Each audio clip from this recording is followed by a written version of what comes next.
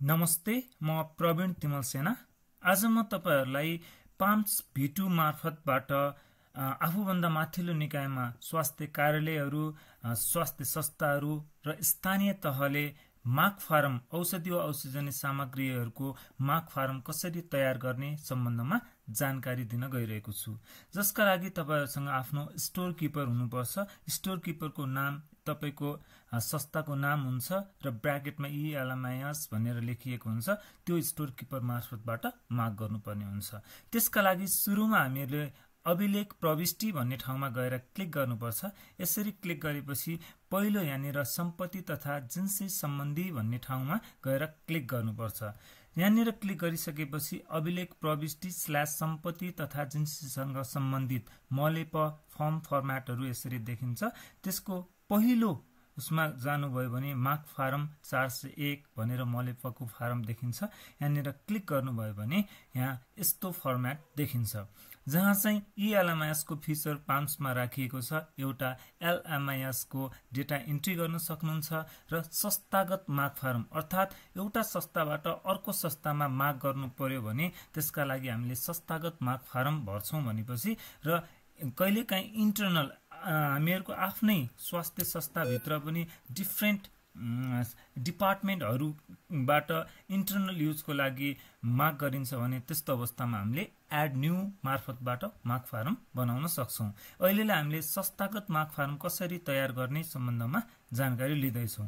त्यसका लागि संस्थागत माग फारम भन्ने ठाउँमा यसरी क्लिक गर्नुभयो भने यस्तो फर्म्याट देखिन्छ।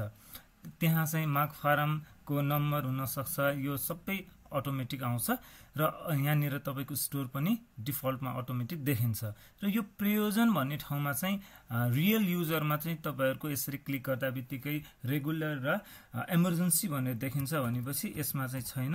अहिलेलाई मैले रेगुलर मेरो नियमित माग भनेर लेखिदिए। त्यसपछि यहाँनिर माग गरिएको तह छ। यहाँनिर हामीले के बुझ्नुपर्छ भनेपछि यदि हामीले आफ्नो संस्थाबाट हामीले संघ अन्तर्गतको स्वास्थ्य संस्था या संस्थाहरूसँग माग गर्ने हो भने त्यस्तो बेलामा नेपाल सरकार भनेर क्लिक गर्छौं, या तपाईको जनस्वास्थ्य सेवा कार्यालय, स्वास्थ्य सेवा कार्यालय मार्फत मा स्थानीय तहबाट माग गर्ने हो भने त्यस्तो अवस्थामा चाहिँ हामीले यसरी प्रदेश अन्तर्गतका प्रदेशको नाममा क्लिक गरेपछि आउँछ। र स्वास्थ्य संस्थाहरूले आफू भन्दा माथिल्लो निकाय भनेको स्वास्थ्य संस्थाको स्थानीय तह हो। त्यो स्थानीय तहमा माग गर्नु पर्यो भने त्यसको लागि हामीले 8 नम्बरमा रहेको स्थानीय तहमा क्लिक गर्छौं। अहिलेलाई स्वास्थ्य संस्थाबाट स्थानीय तहमा माग गर्दैछौं। त्यसका लागि कसरी गर्न सकिन्छ भनेर क्लिक गरौँ।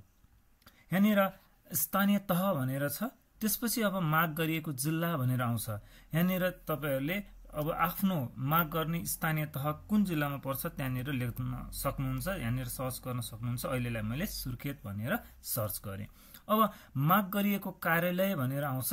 यहाँनिर माग गरिएको कार्यालय भनेको तपाई अन्तर्गतको निकाय अर्थात् तपाईको स्थानीय तह भनेको कुन पालिकामा पर्छ त्यहाँ तपाईले सिलेक्ट गर्नु पर्यो। अहिलेलाई हामीले वीरेन्द्रनगर नगरपालिका भनेर लेख्यौं। त्यसपछि माग गरिएको स्टोर, तपाईको स्टोर कुन हो त्यो स्टोरले माग गर्यो नि त, त्यही भएर तपाईको स्टोर यहाँनिर चिनाउनु पर्यो। वीरेन्द्रनगर नगरपालिका अन्तर्गतका स्वास्थ्य संस्थाहरूको यसरी नाम यहाँ राखिएको छ, अटोमेटिक छ। त्यहाँनिर गएर तपाईले सिलेक्ट मात्र गर्न हुन्छ। अहिलेलाई हामीले कटकुवा स्वास्थ्य चौकी भन्ने संस्थाबाट स्थानीय तहमा माग गर्दै हुनुहुन्छ औषधि वा औषधजन्य सामग्री, त्यसैले कटकुवा स्वास्थ्य चौकी भनेर सिलेक्ट गरियो। त्यसपछि यहाँनिर तपाईहरुको माग गरेको स्टोरमा तपाईको मात्रै आउँछ। तपाईको स्वास्थ्य संस्थाको गर्दै हुनुहुन्छ भने डिफल्टमा अटोमेटिक बसेको हुन्छ। अहिलेलाई हाम्रो यो टेस्ट युजर भएको कारणले सबै दिएको छ। अब यहाँनिर उपशीर्षक भन्ने छ। यहाँनिर क्लिक गर्नुभयो भने मेडिकल तथा औषधिजन्य सामान भन्नेमा क्लिक गर्नुपर्ने हुन्छ, जहाँ चाहिँ हाम्रो औषधिहरूको स्टक राखिएको छ, औषधिहरूको नाम राखिएको छ। त्यसपछि तपाईको रियल युजरमा यो देखिन्न, औषधिको नाम सिधै सर्च गर्न सक्नुहुन्छ। यो हामीहरुको डमी सर्भरमा डमी युजरमा यहाँनिर देखिएको छ। यसमा औषधिको प्रकार भन्ने ठाउँमा जानुहुन्छ। यहाँनिर हामीले प्रोग्राम बेसिसमा छुट्याइएको छ। अहिलेलाई मैले ट्याब्लेट क्याप्सुलहरू आवश्यक पर्दैछ भनेपछि oral solid tablet or capsules भन्ने ठाउँमा क्लिक गर्छु। त्यसपछि औषधिको समूहमा पनि त्यही चिज चाहिँ मैले गर्छु, सिलेक्ट गर्छु यहाँनिर गएर। त्यसपछि औषधिको उपसमूहमा चाहिँ अटोमेटिक यहाँनिर आइहाल्छ र अब औषधिको नाम जहाँ चाहिँ तपाईले ट्याब्लेट क्याप्सुलहरू म्यापिङ गर्नु भएको छ त्यो नाम आउँछ। अहिलेलाई मलाई मेटफर्मिन मार्क गर्नुपर्ने छ भनेपछि मेटफर्मिन भनेर क्लिक गर्छु र यहाँनिर तपाईहरुलाई सजिलोको लागि ह्याशट्याग भनेर राखिएको छ। यस अन्तर्गतमा चाहिँ तपाईहरुलाई ह्याशट्याग भित्र चाहिँ स्वास्थ्य संस्थाहरूको निशुल्क रूपमा तपाईले प्रदान गर्ने औषधिहरूलाई यो ELMS सिस्टमबाट त्यही नै हामीले प्रोडक्टलाई यो पाम्समा राखिएको छ, जसले गर्दा तपाईलाई सिलेक्ट गर्न सजिलो हुन्छ। र स्पेसिफिकेसनमा चाहिँ औषधिको स्पेसिफिकेसनमा चाहिँ मेटफर्मिनको 500 mg ट्याब्लेट नै यसको स्ट्रेन्थ भएको कारणले गर्दाखेरि त्यसमा फेरि लेख्न पर्दैन।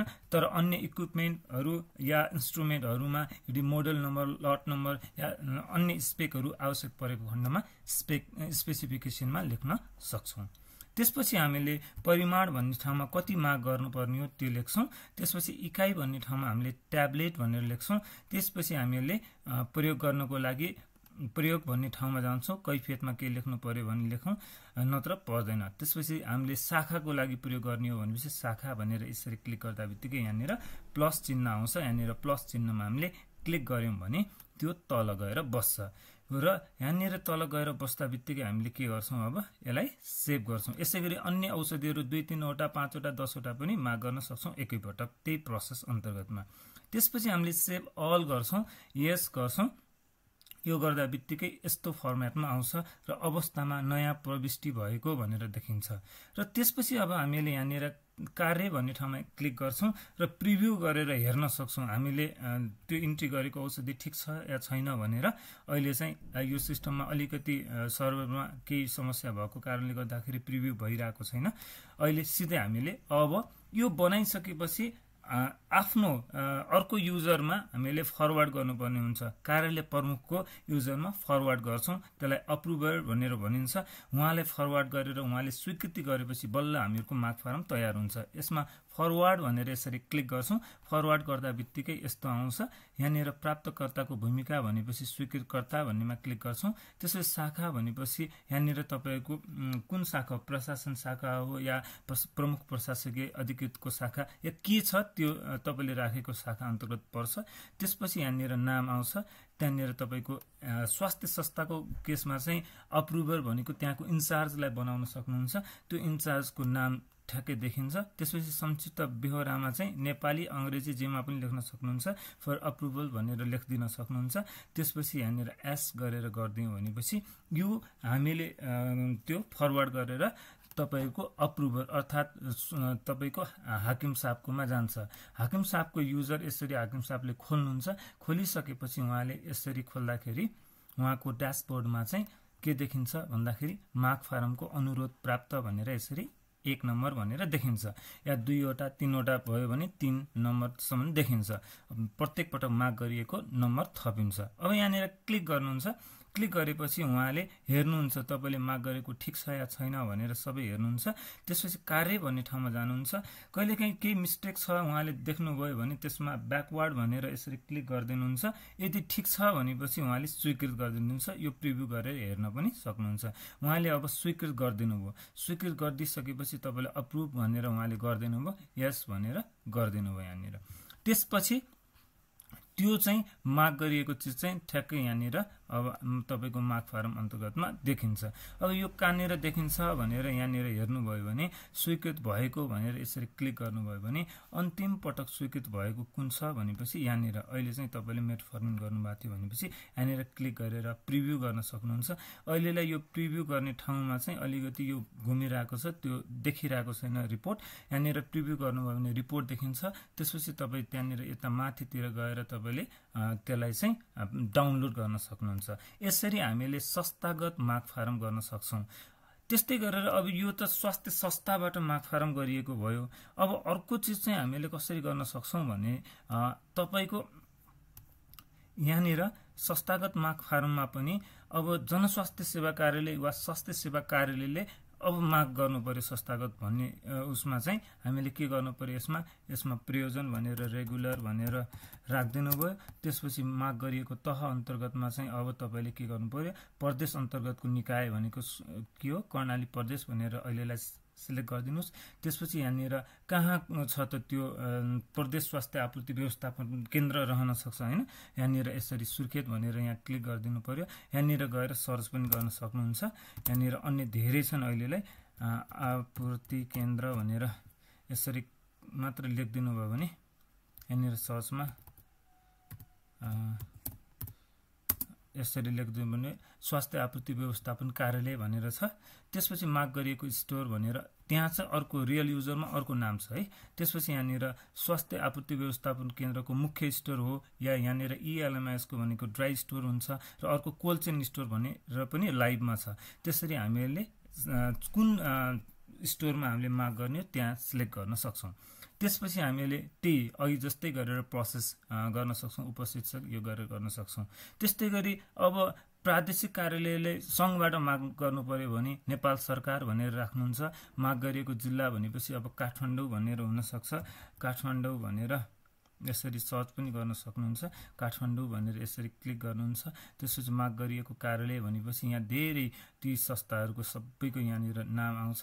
त्यसपछि गएर त्यहाँको स्टोर काठमाडौँको उसमा स्वास्थ्य सेवा विभाग भनेर राखिदिनु भयो भने त्यस अन्तर्गतका स्वास्थ्य स्टोरहरूको सबै केन्द्रीय स्टोरहरू देखिन्छन्। यहाँनिर अहिले यो उसमा चाहिँ छैन, यी पशु स्वास्थ्य सेवा, स्वास्थ्य तथा जनसङ्ख्या स्वास्थ्य सेवा विभाग भनेर छ यहाँनिर। त्यसपछि यहाँनिर टेस्ट युजरहरू अहिले चाहिँ यो हामीहरूको डमी सर्भर भएको कारणले गर्दा देखिएन, नत्र व्यवस्थापन, परिवार कल्याण, एनसिएससी, ट्युबरक्लोसिस सेन्टर धेरै चिजहरू देखिन्छ। यसरी हामीहरूले चाहिँ माग गर्न सक्छौँ। यो चाहिँ हामीले यो पहिलो चरणमा चाहिँ माग कसरी गर्ने भन्ने सम्बन्धमा बतायौँ। र अब अर्को भनेको कहिलेकाहीँ हामीहरूको निकासा फारम भर्नुपर्ने हुन्छ, अर्थात् खर्च निकासा तपाईँको इन्टरनल खर्च गर्नुको लागि माग गर्नुपर्ने हुन्छ। त्यसका लागि एड न्यू भन्ने ठाउँमा जानुपर्छ। एड न्यू भन्ने ठाउँमा क्लिक गरिसक्नुभयो भने शाखा भनेर यहाँनिर हुन्छ। शाखामा चाहिँ हामीहरूको स्वास्थ्य शाखा भनेर हुन्छ या के शाखा राख्नु भएको छ त्यो अनुसार हुन्छ। ओपिडी भनेर हुनसक्छ या के हुन्छ त्यो अन्तर्गत तपाईँले राख्न सक्नुहुन्छ। अब यहाँनिर माग गर्नेको नाम, ओपिडी डिस्पेन्सरीमा को काम गर्नुहुन्छ उहाँको नाम यहाँनिर हुन्छ। प्रयोजन भनेर हुन्छ। प्रयोजन भनेको हामीले कार्यालयको लागि हुनसक्छ या तपाईँले प्रयोजन भनेको अफिस युज भनेर पनि लेख्न सक्नुहुन्छ। जे लेख्दै पनि हुन्छ। यसरी रेगुलर या प्रयोजन भनेर तपाईँले कुन प्रयोजनका लागि हो भनेर लेखिदिन सक्नुहुन्छ। यहाँनिर कार्यालय भनेर ओएफएफआइसी अफिस भनेर पनि लेखिदिन सक्नुहुन्छ। त्यसपछि सम्पत्तिको प्रकार भनेर हुन्छ, यहाँ खर्च भएर जाने भन्ने हुन्छ। त्यसपछि गएर औषध सम्बन्धी माल सामान भन्ने भयो। त्यसपछि यहाँनिर मेडिकल सामग्री भन्ने छ। यहाँनिर अब हामीले के गर्छौँ, कोट्री माजुल मागौँ, अहिलेलाई माउथ पेन माग गर्न सक्छौँ। स्पेकमा अब ड्यास गरिदिन सक्नुहुन्छ। मलाई 300 जति चाहियो भनेपछि यहाँनिर हुन्छ। त्यसपछि इकाइ बोतल भनेर अटोमेटिक त्यसैमा राखिएको छ। त्यसपछि प्रयोग चाहिँ शाखाको लागि हो या इन्डिभिजुअल पनि तपाईँले माग गर्न सक्नुहुन्छ, आफ्नो लागि पनि हुनसक्छ। यसरी क्लिक गर्नुहुन्छ, शाखा भनेर गर्नुहुन्छ। त्यसपछि सेभ अल गर्नुहुन्छ।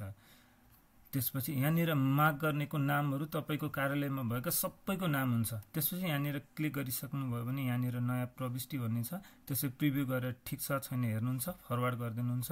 फरवार्ड गरिदिएपछि स्वीकृतिकर्ताको नाममा फरवार्ड गर्नुहुन्छ। त्यसपछि गएर तपाईँको शाखा स्वास्थ्य शाखा भनेर आउँछ। त्यसपछि हाकिम साहबको नाम आउँछ, केका लागि अप्रुभ गरिदिनुहोस् भनेर हुन्छ। यहाँनिर क्लिक गर्नुहुन्छ। त्यसपछि उहाँले चाहिँ के गर्नुहुन्छ, यहाँ अप्रुभरको ड्यासबोर्डमा चाहिँ माग फारम आउँछ। यो माग फारम आइसकेपछि उहाँले के गर्नुहुन्छ भनेपछि यहाँनिर क्लिक गरेर सबै भनेर आउँछ। यहाँनिर तपाईँको अहिलेको अन्तिमको यो हो। यहाँनिर क्लिक गर्नुहुन्छ, त्यसपछि स्वीकृति गरिदिनुहुन्छ, स्वीकृति गरेर अप्रुभ गरिदिनुहुन्छ। यहाँनिर तपाईँको 300कोमा उहाँले घटाइदिन पनि सक्नुहुन्छ, ल होइन 300 होइन 250 मात्र दिन सकिन्छ भनेर भनिदिन सक्नुहुन्छ। यसरी उहाँले अप्रुभ गरिदिनुहुन्छ, एस भनेर यसरी गरिदिनु भयो भने त्यो माग फारम कहाँ आउँछ, यहाँनिर स्टोर किपरकोमा आएर बस्छ या देखिन्छ। अब माग फारम आइसकेपछि त्यो माग फारम हामीहरू माग फारममै गएर हेर्न सक्छौँ। यहाँनिर अवस्थामा स्वीकृति भएको भनेर हेर्न सक्छौँ। यहाँनिर अन्तिमको यहाँनिर स्वीकृति भएको भनेर यहाँ हेर्नुभयो भने तपाईँले यो माग फारम हेर्न सक्नुहुन्छ, देख्न सक्नुहुन्छ। त्यो भइसकेपछि अब हामीले हस्तान्तरण गर्न सक्छौँ या यहाँनिरबाट अब हामीले खर्च निकासा गर्छौँ। खर्च निकासाका लागि यसरी क्लिक गर्नुहुन्छ। क्लिक गरिसकेपछि यहाँनिर स्वीकृति भएको माग फारम भन्ने छ, यहाँनिर क्लिक गर्नुभयो भने अन्तिममा स्वीकृत भएको माग फारम भर्खरै म्याडमले दिनुभएको छ। यो यहाँनिर माग फारम तपाईँले हेर्न सक्नुहुन्छ। अब त्यसको लागि हामीले अब त्यसलाई चाहिँ खर्च निकासाको रूपमा पठाउनु पर्यो भनेपछि यहाँनिर क्लिक गर्ने। त्यसपछि माग नम्बर कति नम्बर थियो, यहाँनिर त्यस सरको ओपिडी भनेर थियो, यहाँनिर देखियो। त्यसपछि अब तपाईँले यहाँनिर कार्य भन्ने ठाउँमा यसरी यो उहरू देखिन्छ, कति माग गर्नुभएको थियो भनेर देखिन्छ। यहाँनिर कार्यमा यसरी क्लिक गर्नुहुन्छ। क्लिक गरिसकेपछि हेर्न सक्नुहुन्छ तपाईँले। अब त्यसपछि उहाँले चाहिँ कार्यमा तेज कुमार सर भनेर आइसकेपछि यहाँनिर हेरेर यहाँनिर तपाईँको मौजदात परिमाण नै रहेनछ, उहाँसँग निकासी परिणाम यहाँ भएको चाहिँ माग परिणाम यति छ, उहाँसँग केही पनि रहन्छ। त्यसो भएर उहाँले एड गर्न पाउनुहुन्न। यो चाहिँ हामी दिने व्यक्तिसँग नभएको कारणले गर्दाखेरि दिन सक्नुहुन्न। भनेपछि यसरी तपाईँसँग भएको मौजदात पनि देखिन्छ र हफा गर्न सक्छौँ। अहिलेलाई हामीले माग फारम कसरी बनाउने सम्बन्धमा छलफल गऱ्यौँ। यसबाहेकको अन्य उसमा चाहिँ फेरि हामी हस्तान्तरण सम्बन्धी सिक्ने